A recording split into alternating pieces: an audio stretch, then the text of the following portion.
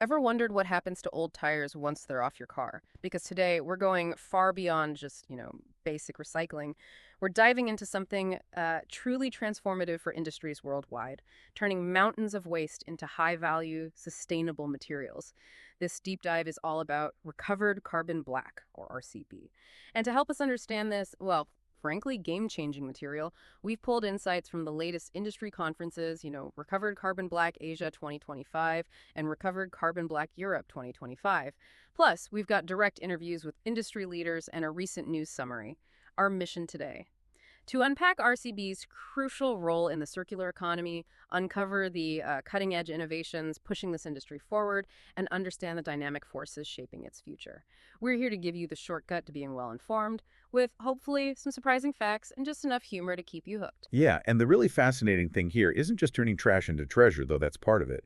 It's watching how this one material, RCB, is becoming the linchpin for global industries to finally, close their loops on a massive scale, Uh-huh. hitting both profit and planet goals at the same time. That's the exciting part. Okay, so we know it's transformative, but let's break it down. What exactly is this recovered carbon black? Let's peel back the layers a bit. Sure.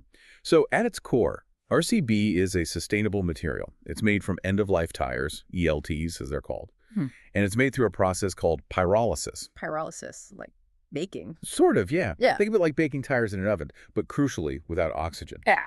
And this doesn't just give us RCB, it also yields other valuable things like tire pyrolysis oil, TPO, and steel wires. You get the whole package. Okay, got it. So it's part of a bigger picture. Exactly.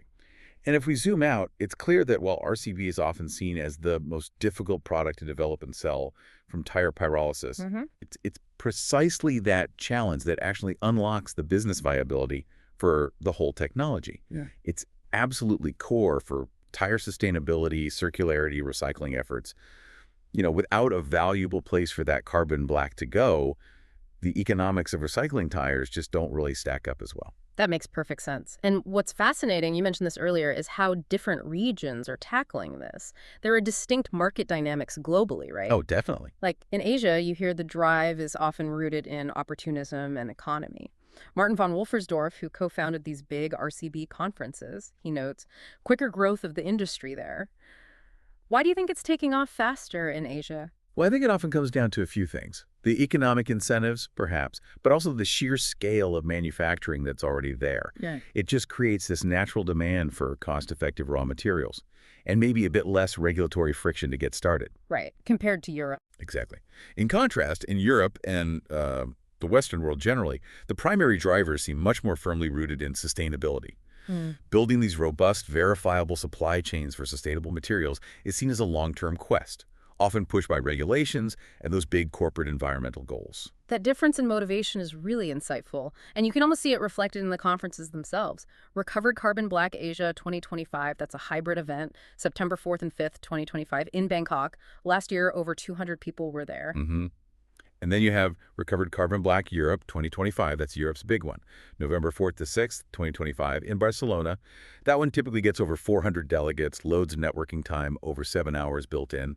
And what's interesting, too, is that pre-conference workshop, RCB for Beginners and Experts, led by Martin von Wolfersdorf, it shows the industry is maturing, needing to bring new people up to speed. So really, these events aren't just like typical conferences. They're vital hubs where this global industry is rapidly taking shape.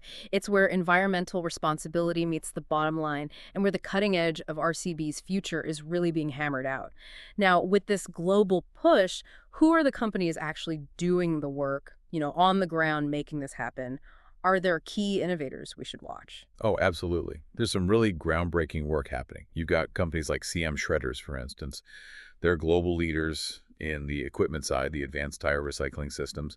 They're transforming waste into, clean-cut chips, rubber granules, fine powder, the starting point. Okay, so they handle the initial breakdown. What about the pyrolysis itself? Well, look at EnviroCarbon Engineering from India. Their build is India's first end-of-life tire recycling company using proprietary zero-emission pyrolysis plants. They recover the carbon black, steel, oil, gas. But what's really interesting is their tech for TPO to reactor reintegration. They feed their own pyrolysis oil back into the process. It boosts efficiency, reduces waste within their own system. It's pretty smart. Plus, they're aiming for what they call near virgin quality, rCB. That's a big goal. And they have ambitious revenue targets right out of the gate, like 50 CR in year one. Wow, near virgin quality. That sounds like the holy grail. It really is. It tackles a key barrier for using it in more demanding applications. And speaking of India, another player is Epsilon Carbon. They started back in 2010, became India's first fully integrated carbon black facility, huge capacity. What's unique is they are a prime or virgin carbon black producer now stepping directly into tire recycling to make rCB. Okay, that's interesting. Why would a major company that makes the virgin stuff get into recycling? What's the strategy there? That's a great question. I think for Epsilon Carbon, it's about future-proofing and expanding. They're developing new product lines like their Terra Black range, which actually incorporates rCB. They want to offer a sustainable option that works, as they put it, technically and economically. Makes sense. And while they admit getting rCB into tires is the holy grail and will take time, Right. they're already seeing real traction in other areas. Non-tire stuff like plastics, inks, coatings, paints. It's about diversifying and leading with that sustainability angle. Okay, shifting continents. What about Europe? On the European front, you see companies like Infiniteria. They're setting up what they claim is the first industrial-scale pyrolysis plant in Europe. And their target is massive, recycling 1 million tons of ELTs annually, delivering rCB and TPO back to tire makers and other industries. 1 million tons, that's a lot of tires. It's huge. But this kind of scale is absolutely essential because the big buyers, like the tire companies, they need a guaranteed minimum quantity of rCB. Only these huge plants, the ones being built now, can really provide that consistently. So it's a race for scale. It really is. Martin von Wolferstorff even talks about emerging trade wars for the feedstock for the old tires themselves. Companies are trying to lock up supply for decades. It's getting competitive. Wow. And it's not just about making the stuff right. Quality control has to be key. Absolutely critical. That's where companies like ATI Luxembourg come in. They develop the testing instruments, tools to measure the physical and structural properties of these rubber fillers.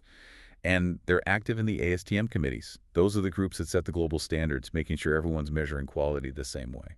Which leads us nicely into standardization. That seems vital for any new material, right? Making sure everyone's on the same page. Crucial. Absolutely crucial for broader adoption. Peter Tahar, who chairs the ASTM D36 committee, is leading big efforts to update and classify rCB properly. It's all about creating a common language for quality and application, so buyers know what they're getting. Any recent progress? Yes, actually some exciting stuff. There's ASTM D862125. That's a brand new rCB-specific method for analyzing ash content. And it now takes only about 2 hours. Used to take much, much longer. That might sound super technical. Yeah, a little bit. But for a manufacturer, it's revolutionary. Quicker quality checks mean faster production, faster adoption, removes a major bottleneck. And even more impactful, there's a proposal being voted on right now to classify rCBs based on 2 key things. Ash content, Okay. which basically tells you how clean the tire feedstock was, how well controlled it is. And the other is toluene transmittance. Toluene transmittance. Yeah, it reflects the quality of the pyrolysis process itself, how well it was cooked, essentially. Ah, so ash and cooking quality, that's a clever way to classify it. But is there a risk? Could this new system maybe make it harder for smaller companies just starting out to meet those standards? Or does it strike the right balance? That is precisely the debate, the key question the industry is wrestling with right now. The goal has to be setting a standard that drives quality and consistency, but without stifling innovation or blocking new players from entering the market. It's a really delicate balance they're trying to find. And it's not just the standards, even the name is evolving, isn't it? It is. Historically, rCB has been called different things. CBP, reclaimed carbon. And interestingly, Orion SA, they have new patent, and they're calling their own rCB from that process simply carbon black, not recovered carbon black. Oh, interesting. Like trying to put it on par with the virgin stuff. Exactly. Suggests a deliberate push towards true parity, saying this isn't just recycled, it's functionally equivalent. And speaking of parity and legitimacy, we have to mention the regulatory side. That's huge. Right, clearing those hurdles. Yes, companies like Carbon and circtec have done some really heavy lifting here. Think of it like getting an official passport for rCB. circtec got rCB registered under Europe's big chemical regulation, REACH, gave it an EC number. And thanks to both Carbon and circtec, rCB technically tires, wastes, pyrolyzed carbon black fraction now has its own unique CAS number. A CS number, that sounds important in the chemical world. It's a big deal. It's like a universal identifier. And it's also registered under the US EPA's TSCA. All this basically clears the path. It removes major regulatory roadblocks, allows rCB to be bought, sold, and used legally in massive markets, makes it a legitimate player. So standards are improving, regulations are clearing. What about the actual science? Are there breakthroughs in how it's made or how it performs? Definitely. People like Dr. Alexander Bowles at Orion Engineered Carbons, for example, he co-invented a new type of reactor, a multiple hearth pyrolysis reactor. The patent suggests it aims for an improved carbon black by using distinct zones, one for pyrolysis and one for gasification. It just highlights that there's intense R&D going on to actually improve the quality of the material itself, not just recover it. Trying to engineer it to be even better. So how do you ensure it performs well when you mix it into, say, rubber? The million-dollar question for the engineers. And that's exactly what companies are focused on now. At the European conference, you'll see presentations on things like dispersion kinetics. That's from Berla Carbon. Dispersion kinetics, like how well it mixes in. Exactly. How quickly and evenly does the rCB spread throughout the rubber compound during mixing? It's critical for consistent performance. And Continental is presenting on benchmarking the black unraveling rheological and physical performance. Okay, you lost me a bit there. Benchmarking. Unraveling. Yeah, technical terms. Yep. Basically, they're comparing rCB's performance, how it flows, how strong it is against known standards once it's in the rubber compound. Does it hold up under stress? Does it behave predictably? These are vital questions if you want to use rCB reliably in demanding products, especially tires. Got it. So lots of progress, lots of innovation, but it can't all be smooth sailing. What are the main hurdles the industry is still facing? Well, you hit on a big one earlier, funding. It remains a major challenge. Investors, they still seem pretty risk-averse. They often ask for sales contracts before funding a plant, but it's close to impossible to get those big contracts without having the plant running first. It's a classic chicken and egg situation. Right, that catch-22. Yeah. And there's also the need for flexibility. Market conditions matter. Right now, the tire industry, for example, seems more focused on economy than pure ecology. You see big names like Michelin and Goodyear actually closing some sites. That focus on cost saving definitely impacts the immediate demand for maybe higher cost, sustainable materials. So if the market's currently prioritizing cost, how does the rCB industry keep momentum? It requires a shift in thinking, a shift in the value proposition. Epsilon Carbon's CEO really emphasized this. He said the rCB industry needs to work more closely together. That knowledge sharing is key. And crucially, the appeal of rCB needs to move beyond just being a cheaper product. To being valued for its sustainability and reliability, and for its proven ability to meet specific performance parameters. It has to stand on its own merits, technically, not just on price or being green. Which kind of leads to this idea of ecosystems, doesn't it? Not just one supplier and one buyer. Yeah. Exactly. Martin von Wolfersdorf talks about this, not just two partners, but several partners, collaborating all along the supply chain, a more holistic approach. So what's the outlook for the next few years? Well, the hope is that the existing rCB capacity expansions will get fully utilized. And, fingers crossed, more interest from tire companies as they see the quality and consistency improve. We also expect, or hope for, clearer regulations globally, which would help. And potentially some industry consolidation, bigger players emerging as the market matures. The ambition is definitely global, but building that widespread confidence in the product, that consistency, that's absolutely key right now. Okay, so we've really covered a lot of ground today. We've taken this deep dive into the really dynamic world of recovered carbon black. From those global market forces and the innovative companies making it happen to the nitty-gritty of standardization and the challenges still ahead, we've seen how something that was literally waste is being engineered into a high-tech, sustainable material. It does kind of reshape how you think about waste, doesn't it? It really does. And it leaves you with this important question, I think. As all industries push harder for genuine circularity, how will this growing demand for sustainable materials like rCB actually reshape our global supply chains? And what other innovations are going to pop up as companies keep chasing that near-virgin quality from recycled stuff? Yeah, definitely something to think about. And maybe something for you, the listener, to mull over too.